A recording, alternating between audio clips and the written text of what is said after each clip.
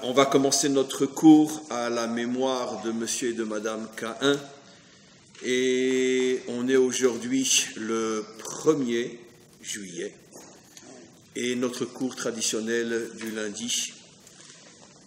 Et dans cette paracha, Parashat Chukat, on assiste à quelque chose de tout à fait incompréhensible.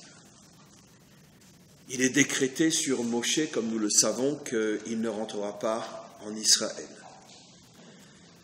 Si on ne savait pas ce qui s'est passé, on pourrait s'imaginer, je ne sais pas moi, qu'il a assassiné 250 000 personnes, qu'il a violé 500 000 jeunes filles, qu'il a craché au visage du bon Dieu. Qu'est-ce qu'il a pu faire un homme qui a voué sa vie pour le peuple juif, qui a traversé les pires difficultés, les pires souffrances, qui s'est mis combien de fois en danger? Un bref rappel, comme Rachi nous le dit, quand il avait 18-20 ans, comme c'était bien sûr quelqu'un d'extrêmement brillant, il a grandi dans le palais de Pharaon. Pharaon voyait en lui son héritier.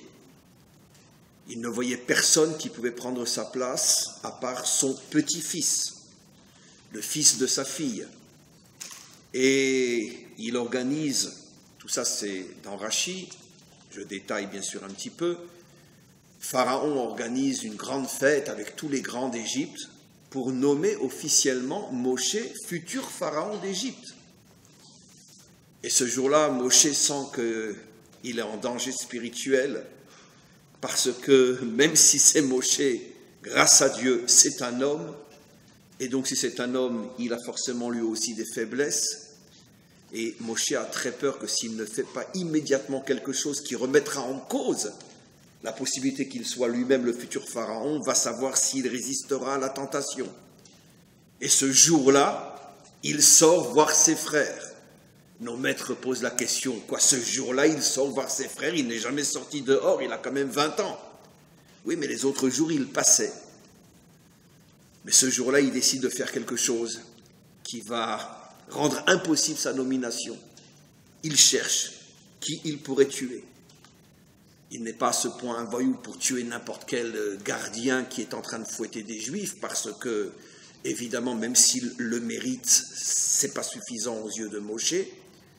Et puis bon, il voit cette histoire de ce gardien égyptien qui est en train de battre à mort un Juif, et Moshe, qui a le roi HaKodesh, qui est capable de voir au-delà des yeux de chair, comprend qu'en vérité que cet Égyptien est en train de tuer ce Juif parce qu'il veut lui prendre son épouse.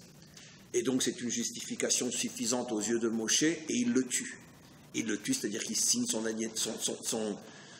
arrêt de mort. Quelques jours après, il est arrêté, il va être décapité, il arrive à s'enfuir, il passe 60 ans en Afrique, il deviendra roi d'une tribu africaine, il épousera une africaine, et après il retourne, il s'en va d'Afrique, il arrive en Midian, la fameuse Médine aujourd'hui, qui est une ville d'Arabie Saoudite, et c'est là qu'il rencontre sa deuxième épouse, Tzipora, et c'est là qu'il reçoit l'ordre de devenir le libérateur.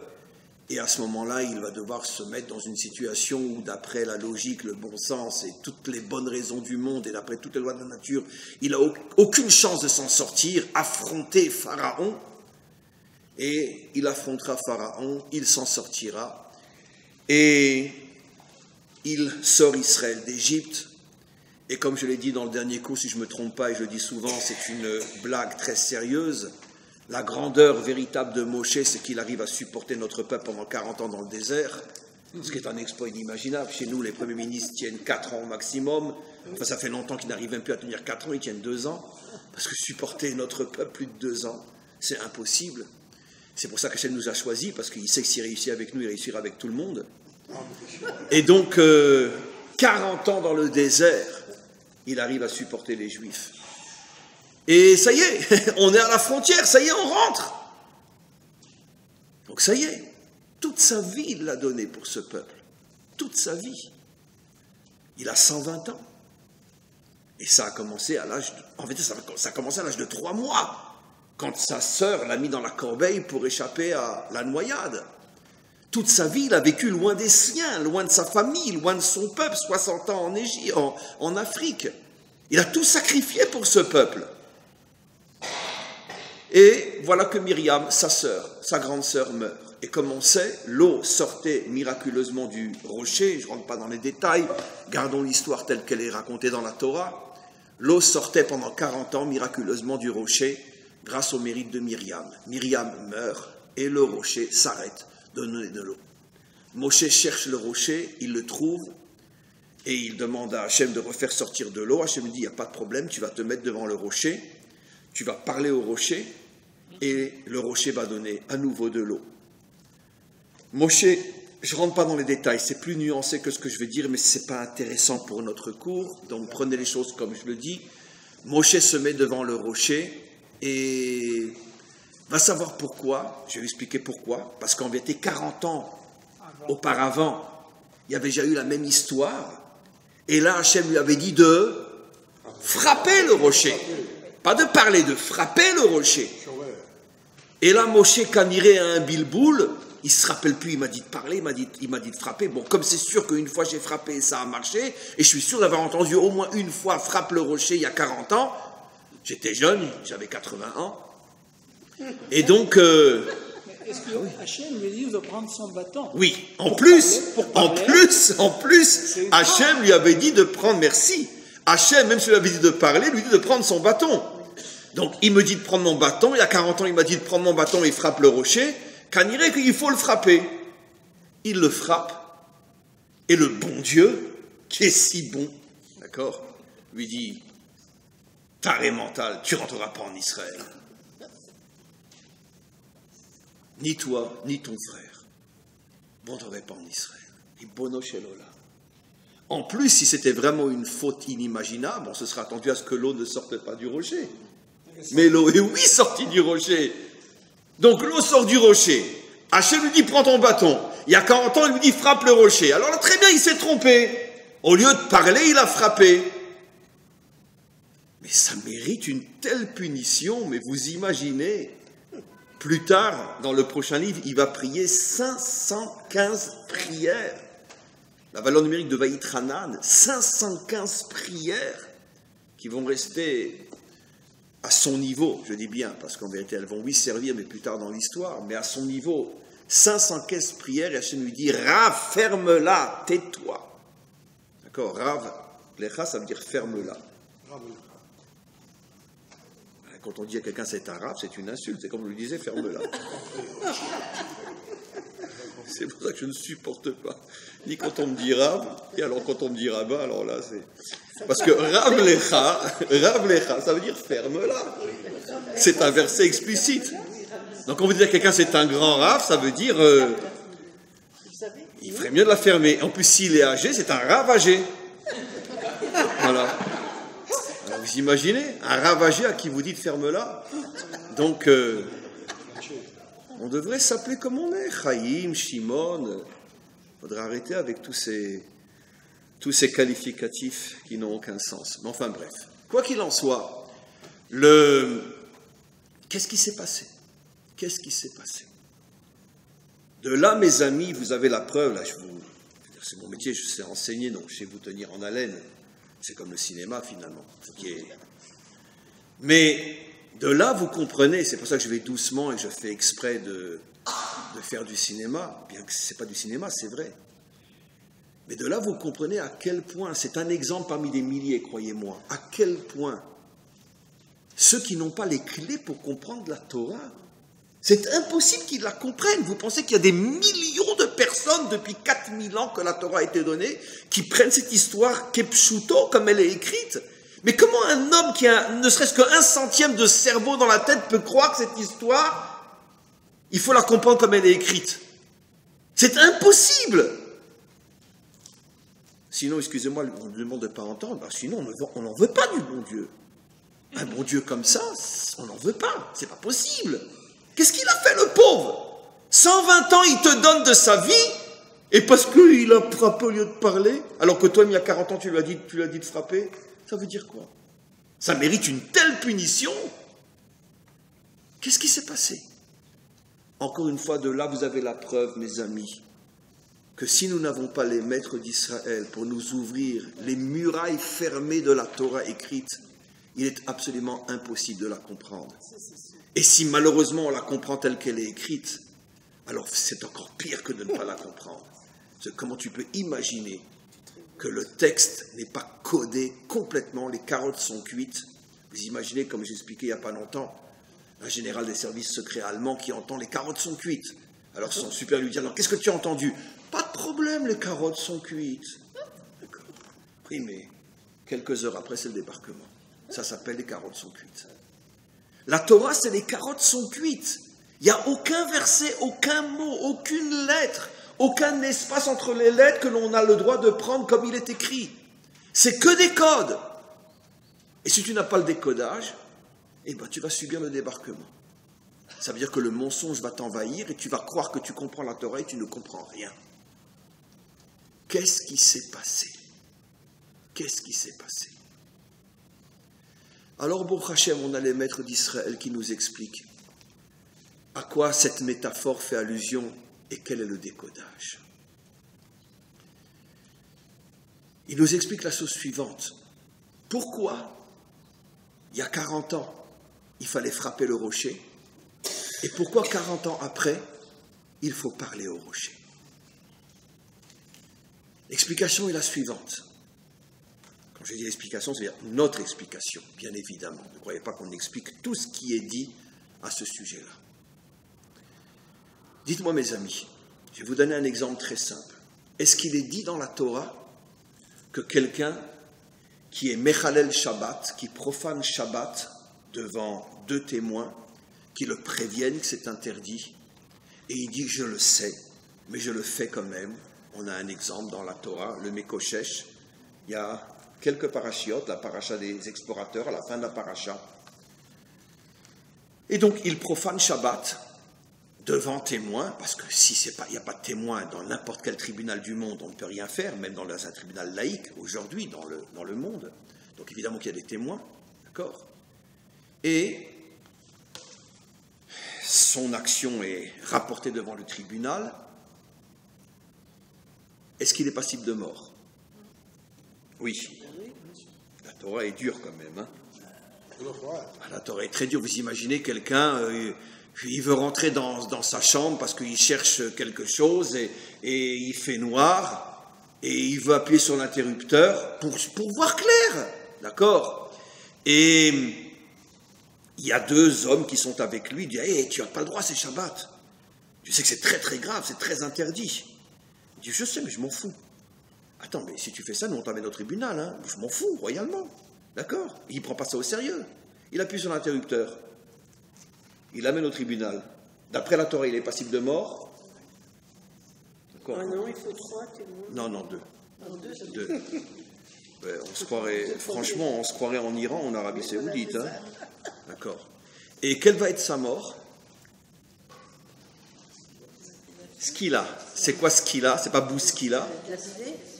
Skila, c'est quoi? Lapidé. Vous imaginez un bonhomme, il allume la lumière pour chercher un objet dans sa chambre. Le Shabbat, il est lapidé. C'est marqué dans la Torah. Hein. C'est dur. C'est dur. Hein. C'est dur. Voilà. Imaginez-vous un jeune homme qui voit une jeune fille célibataire passer dans la rue, il la suit, il l'attrape, il la viole et il s'enfuit. Des témoins l'ont vu, des témoins lui ont parlé, il s'est enfui, il est retrouvé, il est rattrapé, il est amené au tribunal. Quelle sera sa punition? Il est passible de mort? Non. Alors bon, rentrons pas dans les détails, mais en tout cas, il n'est pas passible de mort. J'appuie sur un interrupteur, je vais être lapidé, je viole une jeune fille. Je ne suis pas condamné à mort. Vous reviendrez lundi prochain après ce que je vais dire maintenant? Très bien. Sincèrement, je comprends pourquoi il y a tellement de juifs qui ont abandonné la Torah. Hein. Je comprends pourquoi il y a tellement de juifs qui ont abandonné la Torah.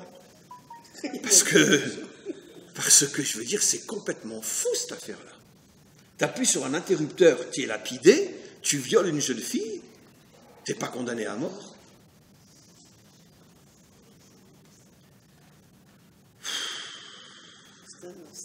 Vous comprenez, mes amis? Vous pouvez rentrer, madame. Rentrez, rentrez. Pourquoi vous restez à la porte? Vous pouvez rentrer. Comment? Ah, slicha. אנחנו באמצע השיעור, אנחנו לא יכולים. לא, סליחה. לא, אני לא יודע. Et vous comprenez maintenant pourquoi, entre autres, le sujet avec lequel on a commencé le cours est dans la parcha qui s'appelle Para Aduma. Zot Chukat HaTorah. Je vous ai déjà expliqué des milliers de fois, maintenant vous le savez par cœur, que le nom d'une parcha contient tous les sujets de la paracha. Ce qui veut dire que, qu'est-ce que c'est Chukat HaTorah? On sait que la Torah est divisée en plusieurs catégories. Il y a les mishpatim, il y a les dinim, il y a les mitzvot, il y a les chukim. C'est quoi les chukim? C'est la partie de la Torah qui traite de lois que nous ne pouvons en aucun cas comprendre. C'est complètement au-dessus de la raison. Je n'ai pas dit, j'ai fait attention dans la manière de le dire, je n'ai pas dit ce sont des lois qui n'ont pas de raison, qui n'ont pas de raison d'être. Ce sont des lois que pour l'instant, nous ne pouvons pas comprendre. Nous ne pouvons pas comprendre. On les comprendra un jour, mais pour l'instant on ne peut pas les comprendre. C'est complètement au-dessus de la compréhension. C'est d'ailleurs pour ça que le décret sur Moshe qui ne rentrera pas en Israël est dans la parcha qui fait allusion à un comportement d'Hachem qui est complètement au-dessus de notre compréhension, parce que n'essayez pas de comprendre logiquement pourquoi Moshe a été puni, parce que logiquement on ne peut pas comprendre, bien que moi je vous l'expliquerai logiquement. Mais apparemment on ne peut pas comprendre. Et effectivement, l'exemple que j'ai donné de quelqu'un qui appuie sur l'interrupteur, la Torah dit qu'il est passible de mort, et quelqu'un qui viole une jeune fille, il aura une punition, mais en tout cas il ne sera pas passible de mort. C'est complètement au-dessus de la compréhension. C'est des chukim. On ne peut pas comprendre.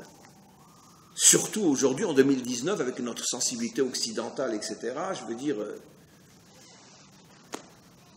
c'est impossible. Impossible à comprendre. Maintenant, mes amis, on va avancer. Dans la Torah, il est marqué que celui qui profane Shabbat, dans les conditions requises, est passible de mort, voire même la lapidation.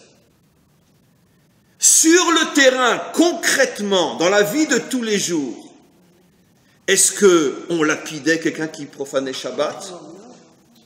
Nos maîtres nous disent qu'un tribunal qui condamnait à mort, on parle du même tribunal, plus qu'une fois tous les 70 ans, est appelé un tribunal sanguinaire. Oh, ça veut dire que je ne comprends pas. La Torah, elle nous dit qu'il est passible de mort, mais sur le terrain, nos maîtres s'arrangeaient pour construire une justice telle que c'était pratiquement impossible de condamner à mort plus qu'une fois tous les 70 ans. Impossible. Pourquoi ? Parce que les juges cherchaient par tous les moyens à trouver, ne serait-ce qu'un trou d'aiguille de justification possible pour justifier ce qu'il a fait, pour qu'il ne mérite pas d'être condamné à mort. Le Talmud raconte une histoire folle. Deux témoins qui viennent et qui disent « Nous avons vu Shimon assassiner son voisin. C'était dans la forêt. D'accord ? C'était sous un arbre. Et dans le tribunal, il y avait un grand maître qui s'appelait Ben Azaï. Ben Azaï leur a posé la question « Ah, c'était sous un arbre ? Est-ce que vous pouvez me dire quel fruit portait cet arbre ?» Il y en a un qui a dit « Je pense que c'était un châtaignier. » L'autre, il a dit « Non, mais pas du tout, c'était un arbre sans fruits. » D'accord ? Mais les deux disaient clairement que Shimon a tué Réhouven. Ben Azaï s'est levé, il a dit « Rentrez chez vous. On ne peut pas juger. Si vous n'êtes pas d'accord sur qu'est-ce que portait l'arbre, on ne peut pas vous accepter comme témoin. Nos maîtres posent une question, mais enfin, qu'est-ce qu'on en a à outre de savoir ce que l'arbre portait comme fruit? D'accord? Ce qui compte, c'est que les deux sont d'accord que Shimon a assassiné Réhouven. Et nos maîtres disent non. Un tribunal fait tout, jusqu'à chercher la petite bête invisible, pour trouver un srout qui fera qu'on n'accomplira pas une punition trop grave, comme la mort. Alors on voit qu'il y a un déphasage inimaginable entre ce que la Torah nous dit et son application concrètement, même à l'époque où tout Israël était jugé par les lois de la Torah, même à cette époque-là, aujourd'hui n'en parlons pas, même à cette époque-là, les maîtres d'Israël ne condamnaient pas. Ne condamnaient pas. Absolument impossible. Jusqu'à aujourd'hui, une femme adultère est lapidée en Arabie Saoudite, en Iran, au Pakistan, en Afghanistan, etc. Nous, depuis que la Torah nous a été donnée, ça n'est pratiquement jamais arrivé qu'une femme adultère soit lapidée. Pourquoi? Même si la Torah le dit, mais nos maîtres s'arrangeaient pour que de toute façon, on n'y arrive pas. Alors pourquoi? Pourquoi ne pas tenir compte de la Torah telle qu'elle nous a été donnée? Pourquoi ne pas se comporter comme des musulmans? Allah Akbar! Dieu l'a dit, un point c'est tout. Pourquoi trafiquer la Torah?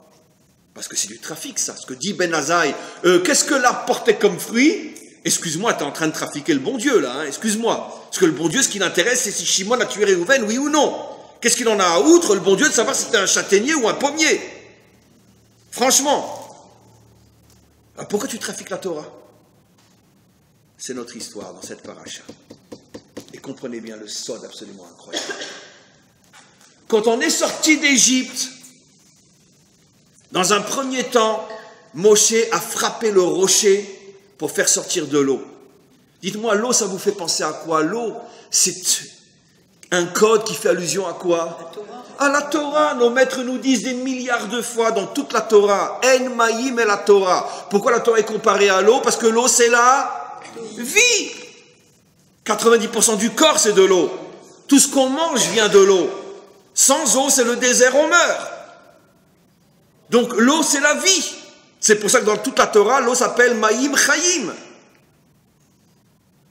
Et l'eau qui sort du rocher, pourquoi le rocher, c'est la Torah?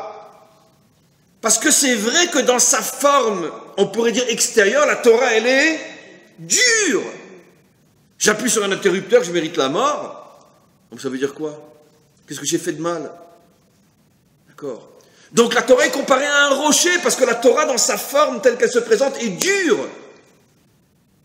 Et l'eau qui sort du rocher, c'est effectivement les enseignements de la Torah.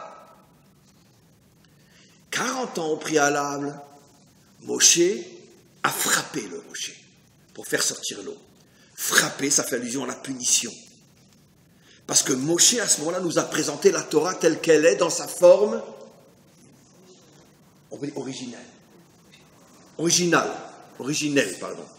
Dans sa forme originelle, effectivement, que la Torah se présente comme quelque chose de dur qui punit. Et si tu fais, je te cogne. Et si tu fais pas, je te cogne aussi. Alors qu'est-ce que je fais? Tu te la fermes et tu fais. Très bien. Et c'est ça la Torah. Et pourquoi, d'une certaine manière, ne prenez pas mal ce que je dis, je vais essayer de le dire de la manière la plus nuancée possible, mais pourquoi, quand il y a 2000 ans, un groupe de juifs qui a essayé de revoir la Torah a tout fait pour abolir la loi? Parce que l'aspect loi de la Torah, c'est l'aspect insupportable de la Torah. L'esprit de la Torah, oui, mais pas la lettre de la Torah, la loi de la Torah. Elle est dure, elle est comme ce roc, comme ce rocher. Et donc, on va essayer de contourner la loi. Et ne vous faites aucun doute, 80,9% des Juifs qui n'accomplissent pas la Torah aujourd'hui, le point de départ, c'est une révolte contre la loi. Et surtout dans le monde d'aujourd'hui où on voit faussement, mais on voit malgré tout ce que À quoi ressemble un peuple qui accomplit la loi à la lettre? On le voit chez nos voisins. Et donc je comprends que le monde de Tel Aviv dit, mais j'ai absolument pas envie d'être un Iranien. J'ai pas envie d'être un Saoudien. Je suis juif. Et au contraire, le grand problème de nos juifs à nous, c'est qu'ils se sentent plus juifs que les religieux. Pourquoi? Parce que moi je suis un humaniste. Moi j'aime les hommes. Et c'est sûr que tromper son mari ou tromper sa femme, c'est pas joli, mais ça mérite pas d'être lapidé comme un chien. Regarde ce qui se passe chez nos voisins. Donc cette loi m'intéresse pas.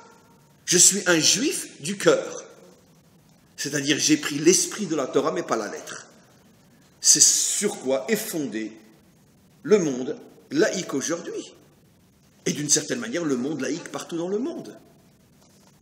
Mais quelle est l'erreur fondamentale des laïcs? C'est qu'ils ne se souviennent que de la première histoire, que Moshe a frappé le rocher. Et pourquoi là-bas Hachem lui a dit « frappe le rocher » ?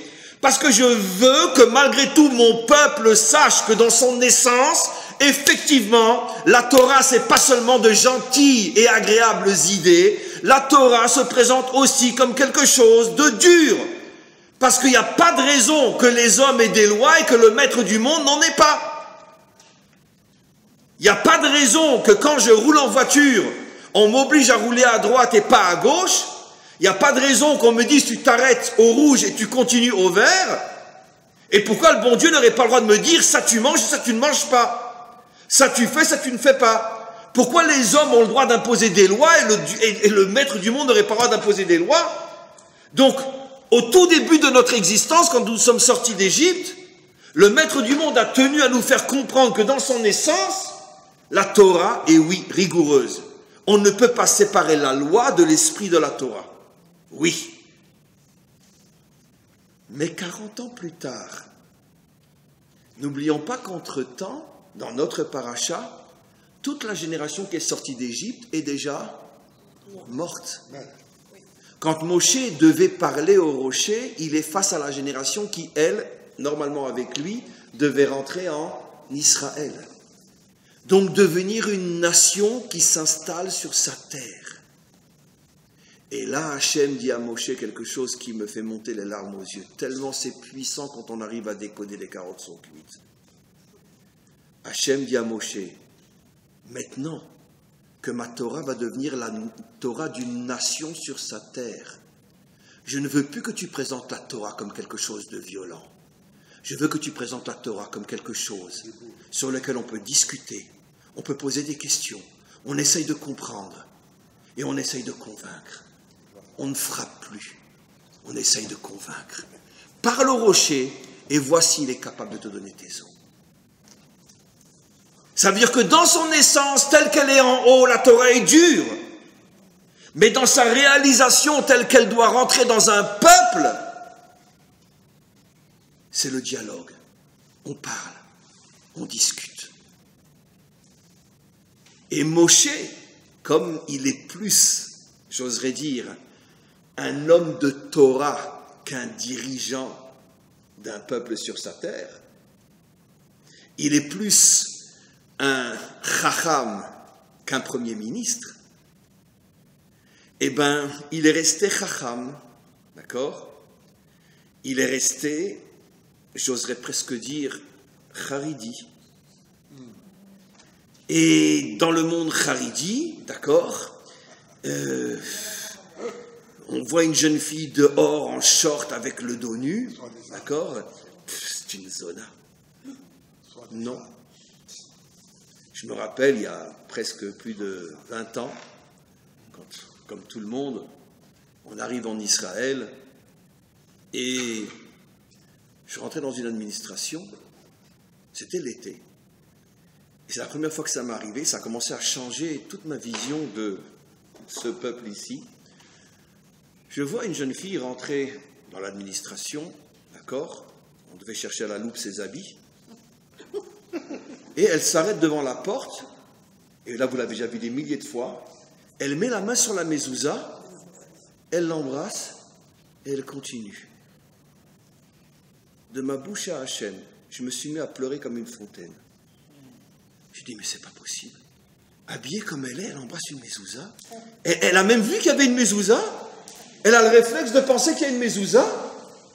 Mais ça prouve que ma vision des choses est complètement fausse. Moi, je la prenais pour une sale traînée. Non, simplement, bon, elle est, comment dire, elle est victime de la mode. Elle est victime de l'esprit du temps. Mais ça ne signifie pas du tout qu'elle est comme ce qu'elle montre. Aujourd'hui, l'habit ne fait plus du tout le moine. Plus du tout. Et tu peux avoir quelqu'un de très très très bien, même s'il est habillé hyper court. Je ne justifie pas qu'on a le droit d'être habillé hyper court, qu'à Dieu ne plaise. Mais je veux simplement dire qu'aujourd'hui, le hyper court ne signifie pas qu'on est en face d'une traînée.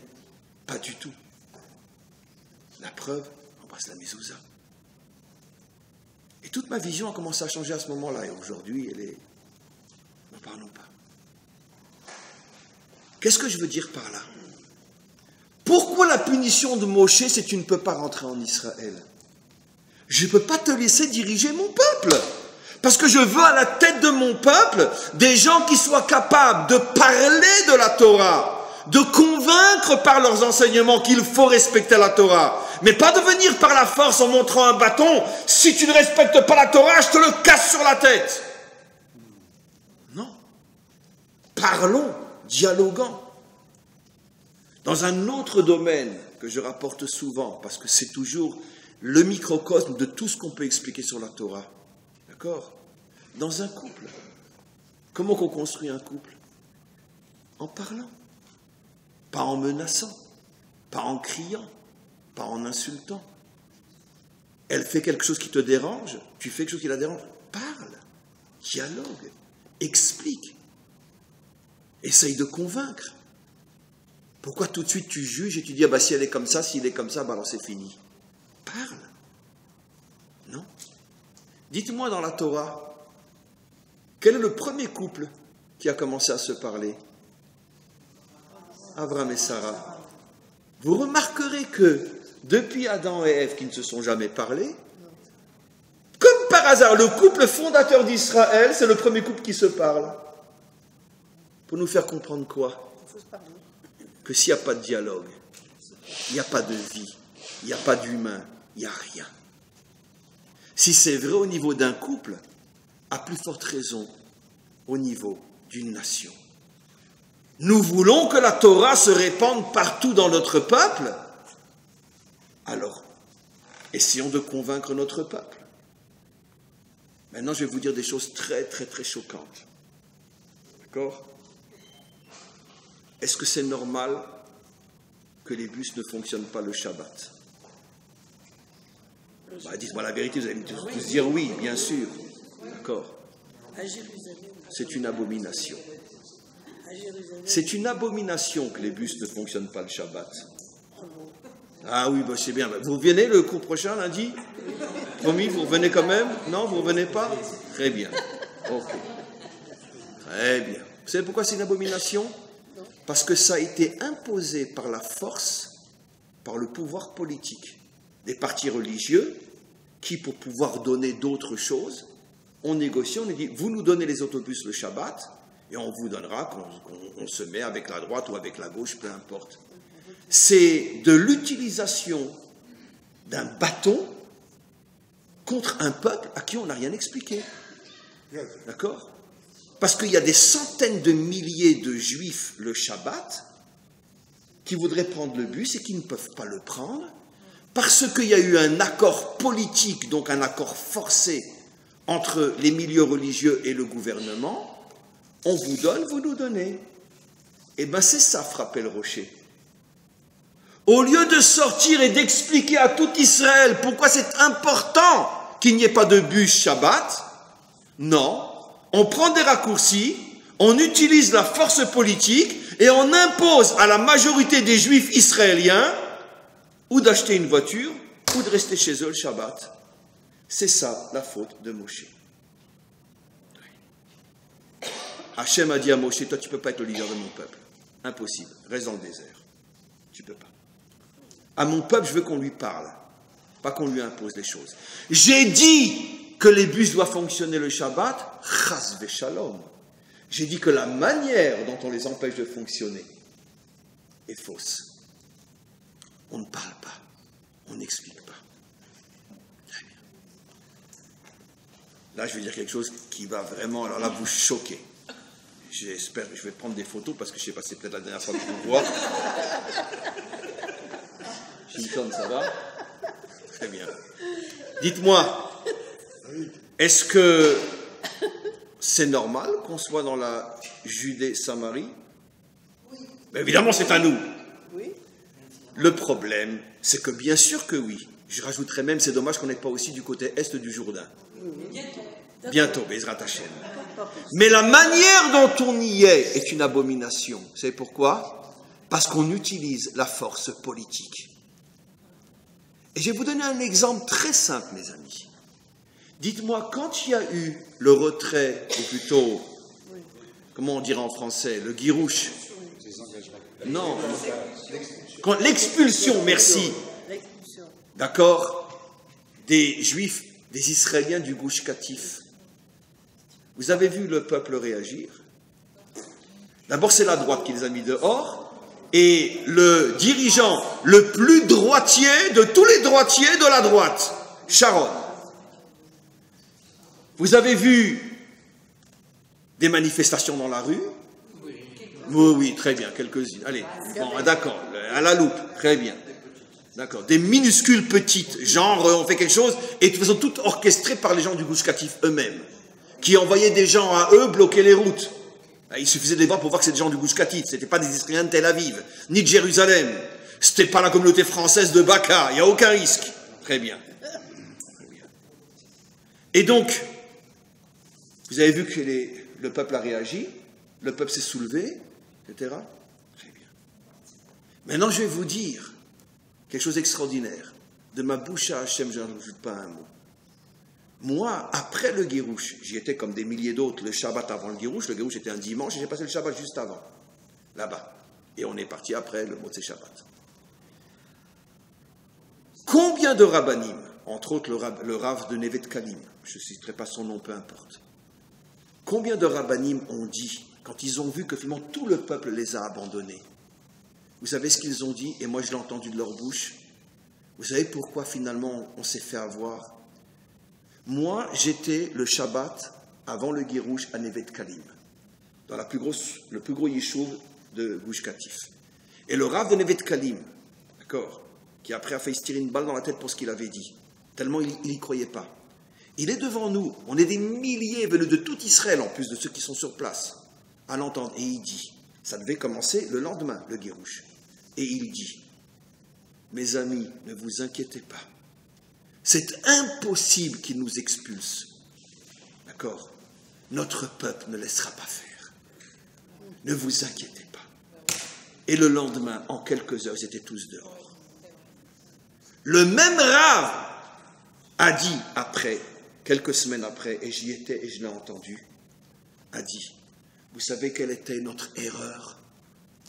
C'est parce que partout où c'est installé dans le pays, on a utilisé notre force politique. On n'a jamais pris le temps d'aller parler à notre peuple pour leur expliquer pourquoi on est là où on est. Et c'est pour ça que finalement, mesure pour mesure, on a utilisé la politique pour être là où on est. Et bien quand la politique nous met dehors, le peuple ne réagit pas, puisque de toute façon, on n'explique jamais rien. Depuis le Gush Katif, écoutez-moi bien, c'est monté un réseau partout dans le pays, qui est de plus en plus fort, qu'on appelle le Garin HaTorani. Mot à mot, le noyau Torani. Ça veut dire que qu'est-ce que fait ce monde-là? Ils ont envoyé des familles entières dans toutes les villes d'Israël, même les plus petites, où s'installent des gens de cette tendance-là, montent des communautés, donnent des cours pour être au milieu du peuple, lui parler et leur expliquer qui ils sont, ce qu'est leur idéal et pourquoi ils font ce qu'ils font. Ils ont compris que ce qui avait manqué, c'est le dialogue. On ne parle pas. On utilise notre force politique, puisque c'est la droite qui est au pouvoir. Il faut dire que pendant des années, même la gauche au pouvoir a construit plus de yeshuvim dans Yehuda Shomron que la droite elle-même, peu importe. mais parce que la gauche d'il y a 30 ans était plus à droite que la droite d'aujourd'hui, ça il faut le savoir, mais peu importe. Mais quoi qu'il en soit, il n'y avait pas de dialogue. On vote une loi, allez, on construit un yeshuv dans Yehuda. Et le peuple, lui, tu lui demandes son avis, ben les dirigeants décident. Mais ça, c'est de la force. C'est pas du dialogue. La Torah, dans cette paracha, nous apprend quelque chose d'extraordinaire. Tout ce qui touche à la Torah doit passer par le dialogue, par l'enseignement. Il faut arriver à convaincre, il faut arriver à persuader. Tu y arrives, tant mieux. Tu n'y arrives pas, tu n'utilises pas la force pour faire passer la Torah. Et malheureusement, jusqu'à aujourd'hui, tous les partis religieux qui sont à la Knesset n'y sont que pour une seule et unique chose, utiliser leur voix et leur pression politique pour obtenir des avantages religieux sur le compte de tout Israël. J'ai fait un cours récemment en hébreu où je disais « Le Mashiach viendra le jour où il n'y aura plus de partis religieux à la Knesset ». Je n'ai pas dit pas de religieux, pas de partis religieux. Le jour où il n'y aura plus de partis religieux, à ce moment-là, le Mashiach se dévoilera. Parce que les partis religieux sont à 90% la véritable cause de tous les malheurs que nous avons ici. Parce qu'ils profanent la Torah en montrant au peuple une image de la Torah qui est celle de l'islam et non du judaïsme authentique. La force, un point, c'est tout. Et c'est pas comme ça qu'on arrivera à ramener notre peuple à la Torah. Et c'est pour ça que le Mashiach ne se dévoile pas. Vous comprenez maintenant pourquoi Moshe a été puni comme ça? Vous comprenez le décodage? Vous comprenez que c'est pas simplement que, au lieu de dire coucou avec un bâton, il a dit, avec la bouche, il a dit coucou avec un bâton. C'est que c'est toute l'histoire de la construction de la nation d'Israël qui est en jeu dans ce code des carottes sans cuite. Ici, la Torah nous apprend qu'un leader véritable, s'il veut que la Torah dirige notre peuple, il doit être capable de parler, de convaincre et de ne jamais utiliser la force pour faire valoir ce à quoi il croit quand il s'agit de la Torah. Parce que le bon Dieu ne veut pas que tu utilises la force pour convaincre le monde que c'est lui qui a raison. Le vrai bon Dieu n'est pas Allah. Le vrai bon Dieu veut que le monde arrive à lui par le dialogue. Parle au rocher et ne lui casse pas la figure. Voilà le message qu'il y a ici. Et, ben oui, c'est vous. Mais je suis très fort dans mes cours. J'ai plus de 30 ans de métier, quand même. Comment?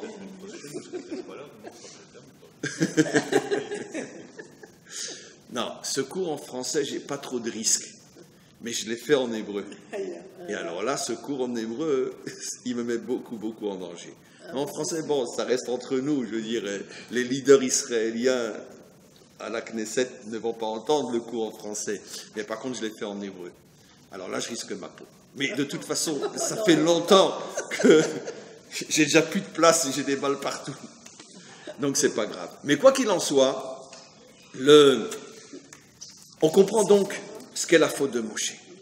J'ai pas fini. Je vais maintenant mettre le gâteau, la cerise sur le gâteau.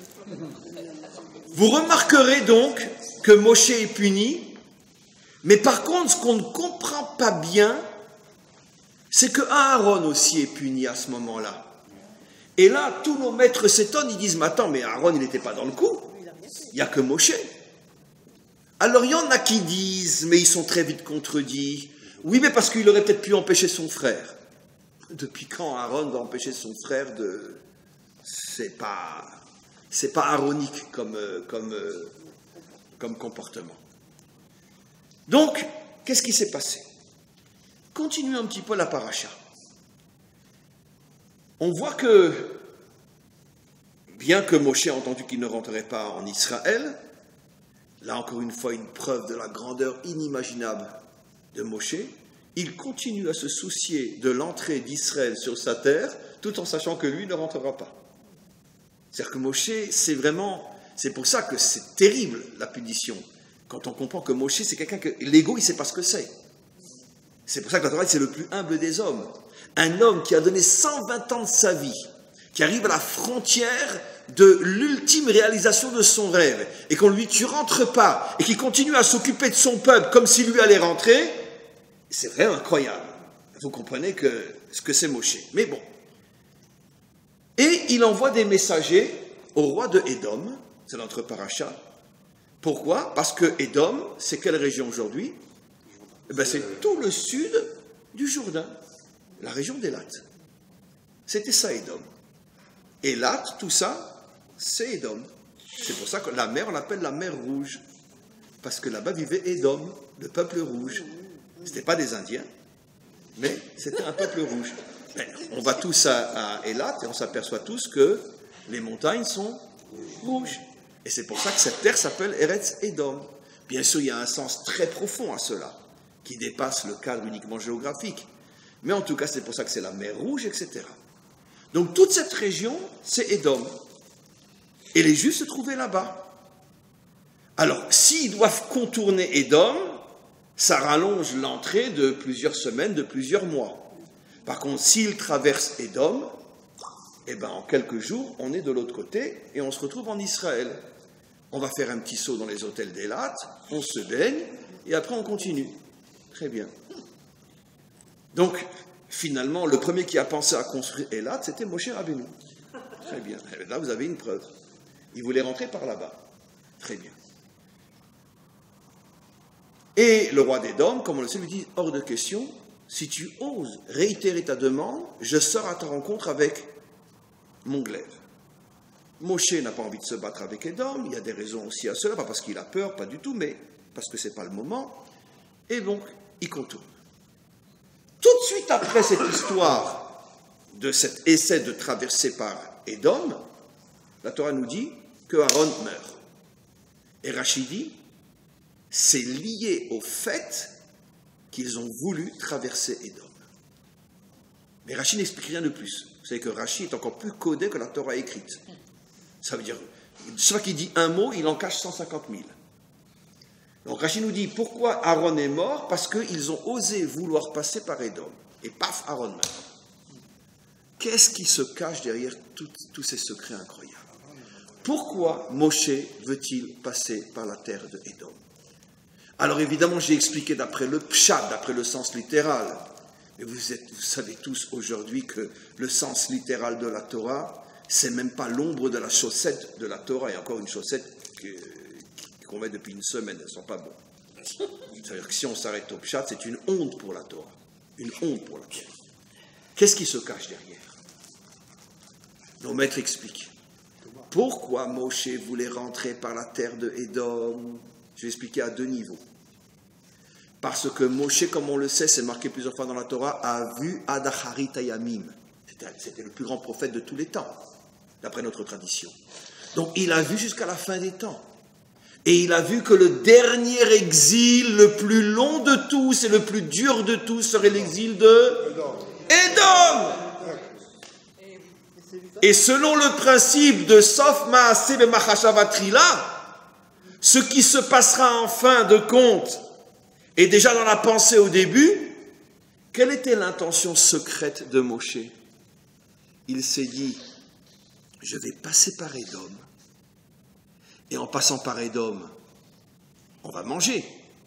Avant de manger, on va faire des brachot, on va mettre les tefilines, on va faire Shabbat, on va observer la Torah. Ce qui veut dire que dans le territoire de Édom, on va faire rentrer de la Kedusha, de la sainteté. Et donc, on va tout faire pour annuler l'exil, ou au moins l'affaiblir, l'atténuer. L'intention de Moshe était, il a vu que l'exil devait durer 2000 ans, et que l'exil d'Édom signifie, entre autres, l'Inquisition, les pogroms, Auschwitz, Treblinka. Vous pensez que Moshe ne va pas tout faire pour essayer de contourner cet exil, l'annuler ou au minimum l'atténuer? Puisque c'est ça l'exil d'Édom. Il s'est dit, si moi je rentre à l'intérieur de Édom, rien que je vais lire un psaume avec toutes mes cavanotes en tant que Moshe, Édom va s'écrouler. Comment? Pourquoi il n'a pas? Mais parce que le roi d'Édom ne l'a pas laissé rentrer et lui a compris pourquoi. Lui a compris pourquoi, vous allez voir. Édom lui refuse. Donc finalement, Moshe n'a pas pu éviter ni l'Inquisition, ni les Cosaques, ni les pogroms et ni la Shoah. Il a essayé, mais il n'a pas pu, puisqu'il n'a pas pu rentrer. Car si Moshe était rentré dans le territoire de Édom, vous imaginez comment il aurait pu au moins atténuer la puissance de Édom contre nous. Mais pourquoi précisément Édom? Pourquoi? Et là, il y a quelque chose d'absolument incroyable. Moshe dit au roi de Édom, nous n'irons ni à droite ni à gauche, derech amelech neler. Traduction d'après les chaussettes sales, le pshat. Ne t'inquiète pas, hein, nous n'irons pas visiter ton pays, nous n'irons ni à droite ni à gauche, on marchera tout droit selon le chemin que tu nous indiqueras. Non mais d'accord, on est dans la Torah, pourquoi a-t-il besoin de dire yamin ou smol? Pourquoi a-t-il besoin de dire derech ameler? Nous irons dans le chemin du roi. Qu'est-ce qui se cache derrière ça? Ça fait entre autres allusion au Melech HaMashiach, bien sûr. Mais nos maîtres nous disent, ça fait allusion à quelque chose d'extraordinaire. La droite, c'est la bonté, comme on le sait tous dans les codes de la Torah. Abraham est à droite, la bonté. La gauche, c'est la rigueur. Rien à voir avec les partis politiques aujourd'hui, mais je parle des codes de la Torah. La gauche, c'est la rigueur, Yitzhak. Et Derech Ameler, c'est quoi le roi? C'est quoi un leader, un vrai leader? Celui qui arrive dans chaque situation à savoir quelle est la juste mesure entre la droite et la gauche. Tout à l'heure, je disais que quand il n'y aura plus aucun parti religieux à la Knesset, le Mashiach se dévoilera. Maintenant, je rajoute, et quand il n'y aura plus non plus ni de droite ni de gauche. Quand il y aura Derech Ameler. Quand on aura enfin un dirigeant qui arrivera à représenter tout Israël. C'est-à-dire le Mashiach lui-même. Tout Israël. Je suis ni à droite ni à gauche. Je suis ni dati ni haridi. Je suis un enfant d'Hachem, Nekuda. Et ça inclut toutes les facettes de mon peuple. Ça, c'est un vrai dirigeant. Maintenant, c'est ce que Moshe lui dit. Derech amelech neler. Ça veut dire que quoi? Nous voulons construire une nation qui ne sera ni à gauche ni à droite. On ne sera pas une nation qui ne parle que d'amour. On n'ira pas que à droite. On ne sera pas une nation qui ne parlera que de djihad. On ne sera pas que à gauche. On veut être un peuple qui arrive à réunir toutes les extrêmes et tous les contraires. Derech ameler. Ça veut dire que notre religion, ne t'inquiète pas, ne sera pas la religion de l'amour. Mais ça ne sera pas non plus la religion où on tue tous les infidèles et on massacre tous ceux qui ne pensent pas comme nous. On ne sera ni à droite ni à gauche. Notre foi, c'est derech ameler. On veut faire la synthèse, finalement, entre la droite et la gauche. Mais Moshe n'est pas arrivé. Et pourquoi Moshe n'est pas arrivé à rentrer? Et comment qu'il a interprété le refus de Édom? Parce que Moshe avait déjà au préalable fait l'erreur de frapper le rocher au lieu de lui parler. C'est-à-dire que Moshe avait déjà montré que finalement, malgré toutes ses bonnes intentions, il n'a pas pour l'instant la carrure d'un vrai leader. Il est un petit peu trop haredi. La loi. Et donc tu es un petit peu trop à gauche, Moshe. Ne vote pas pour Barak cette fois-ci. Tu es un petit peu trop à gauche. D'accord. Et maintenant, et pourquoi Aaron est mort tout de suite après? Parce que Aaron, il est un petit peu trop à droite. Et mes amis, ne prenez pas mal ce que je veux dire. Mais nous savons, notre tradition nous enseigne depuis 4000 ans que toute l'histoire humaine non juive s'enracine dans la Torah. Et à plus forte raison notre histoire. Eh bien, la racine thoraïque du christianisme, c'est Aaron, et la racine thoraïque de l'islam, c'est Moshe qui a frappé le rocher. Voilà. Moshe a essayé de réparer en disant nous n'irons ni du côté de Aaron, ni de la faute que j'ai fait de frapper le rocher. Je te promets qu'on va passer au milieu. Mais le roi de Édom lui dit c'est trop tard Moshe. Parce que toi et ton frère, vous avez déjà tous les deux fait la faute qui prouve que toi tu es trop à gauche et lui il est trop à droite. Toi tu es trop à gauche, tu as frappé le rocher au lieu de lui parler, et ton frère est trop à droite. Quand ils sont venus lui demander pour la faute du veau d'or, d'accord, de participer, au lieu de dire tuez-moi comme l'a fait Rour, tuez-moi, mais moi je ne participerai pas, qu'est-ce qu'il a fait Aaron? Bon, il faut les comprendre, Moshe n'est pas revenu, aime ton prochain comme toi-même, etc., etc. Et finalement, il a fait un excès d'amour pour son peuple. Et donc, le roi d'Édom lui dit, toi, ton frère, il est trop à droite, et toi, tu es trop à gauche. Et donc, vous ne pouvez pas pour l'instant avoir le Derer Améler. D'une certaine manière, c'est exactement ce que nous revivons aussi aujourd'hui en Israël. On a le monde de la Torah d'un côté, dont beaucoup sont trop à gauche, pas dans le sens politique du terme, et on a, l'Israélien classique qui lui, Mitzad HaGa'ava, le défilé gay, on sait, on est tous pareils, voilà. Eh bien, le roi d'Édom ne s'est pas trompé quand il a dit à Moshe, t'inquiète pas, jusqu'au Mashiach, vous êtes ou à droite ou à gauche. Mais vous n'êtes pas au milieu. Vous avez vu tous les codes qu'il y a là-dedans? C'est incroyable, hein? Incroyable. Maintenant, vraiment, le mot de la fin. Vous comprenez maintenant pourquoi la guerre de Gog et Magog, dit le Malbim il y a plus de 150 ans, et disent tous nos maîtres, et on le voit tous les jours aujourd'hui, c'est l'union de Édom et d'Ishmaël contre nous? Bien sûr, on l'a déjà dit 1000 fois. Édom, le monde occidental, Ishmaël, etc. Est-ce que Ishmaël pourrait se battre contre nous s'il n'avait pas Édom derrière? Non. Est-ce que notre ennemi, franchement, c'est Ishmaël ou Édom? Ishmaël, sans l'argent des Européens, il ne peut rien faire. Sans la force politique des Européens, il ne peut rien faire. Et comme je dis toujours, aujourd'hui, pendant 4 ans encore, on a Trump qui met l'Amérique de côté, mais dans 4 ans, les démocrates reviennent au pouvoir. On a le monde entier contre nous. Et on aura une alliance comme jamais dans l'histoire, ça sera la guerre de Gog et Magog, entre Édom et Ishmaël. Et pourquoi le dernier combat contre nous avant la délivrance, c'est Édom et Ishmaël? Parce que le Édom aujourd'hui représente l'extrême droite dans le sens la religion de l'amour. Ishmaël représente l'extrême gauche, la religion du Din, Allah Akbar, Dieu est puissant, pas Dieu est amour, mais Dieu est puissant. Et finalement, et comme Israël n'est toujours pas à la hauteur et n'arrive toujours pas à trouver la synthèse des deux, les deux sont là pour nous rappeler que notre mission, c'est de faire la synthèse des deux. Et tant qu'on n'y arrivera pas, ils seront les deux contre nous.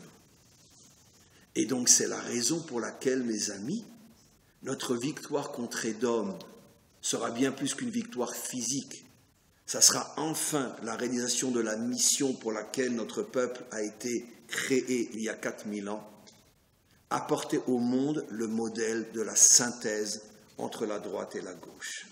Oui pour l'amour, oui pour la rigueur, mais ça ne suffit pas de le dire, il faut savoir gérer les deux. Et gérer l'amour et la rigueur, c'est la chose la plus difficile au monde. Et ça fait des millénaires que tous les peuples et toutes les civilisations piétinent sur ce problème, et personne n'a encore trouvé la solution. Et quand nous arriverons à trouver le véritable izoun, le véritable équilibre entre quand l'amour, quand la rigueur, et même quand l'amour, combien d'amour, et quand la rigueur, combien de rigueur, et qu'on arrivera à trouver la dose exacte, à ce moment-là sera la délivrance finale pour Israël et pour l'humanité tout entière. Amen.